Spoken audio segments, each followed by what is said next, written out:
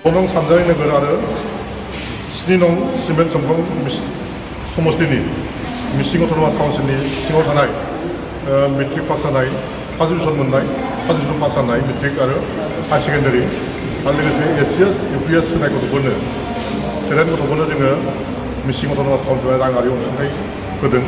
बे प्रग्रामाव दिनै जोङो मेट्रिक पास जानायफोरनो 5,000 अनसुंथाइ होदों आरो लोगोसे हायार सेकेन्डारिफोरनोबो 5,000 आरो एससिएस इउपिएस जायनाखि प्रिपारेसन खालामदों जायनाखि प्रिलिमिनारि पास जादों बिथांमोननो जोङो 25,000 रां अनसुंथाइ होदों मिसिं अट'नमास काउन्सिलनिफ्राय।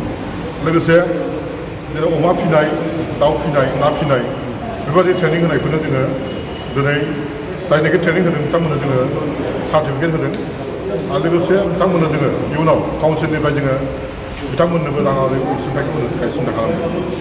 लोगोसे जोङो दिनै उन्दै बे फरायफुनाय सेंग्रा सिख्लाफोरखौ जोङो खावलायदों बिथांमोना जाहाथे इयुनाव गावनि फिउचारखौ गाइड खालामनो थाखाय फरायनायाव गोसो होनांगौ। लोगोसे फेग्रा मुवा आरो बे मबाइल पाबजि गेम गेलेनाय बेफोरखौ जों बन्द' खालामनो खावलायदों। मानोना बेफोरबायदि जों नुबा थायोबा टाइमा पास खालामोबा जोंनि फरायनाय आयदायाव थालाङो आरो साफ्रोमबो बिमा बिफा गार्जेना बयबो लुबैयो गावनि फिसा जाहाथे मोजां पास खालामनो हायो।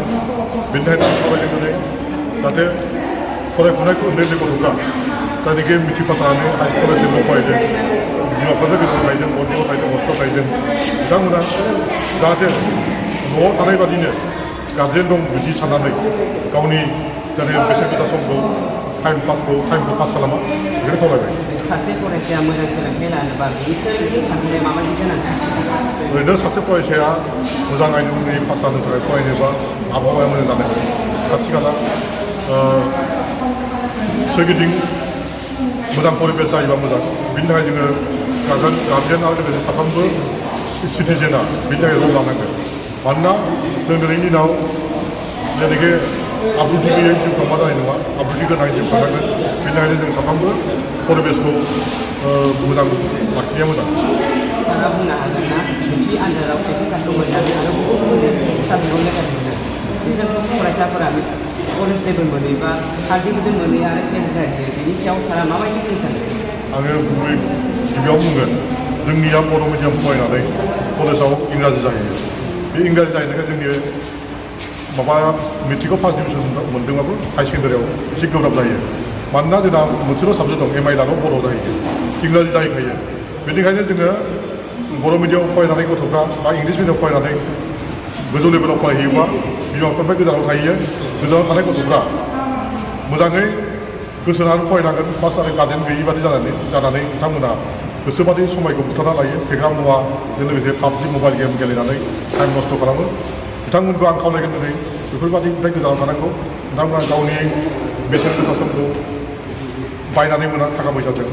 बेनिखायनो जोङो खावलायगोन बेफोरबादि फेग्रा मुवा आरो मबाइल गेम गेलेनानैफ्राय गोजानाव थानांगौ। फरायनायखौ गोसो होनानै फरायनांगौ।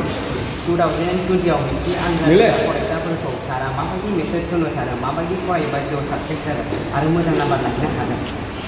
2020 मायथाइयाव जेनाखि मेट्रिक होनो गोनां आरो हायार सेकेन्डारि होनो गोनां बेफोरखौ आङो दिनै खावलायगोन।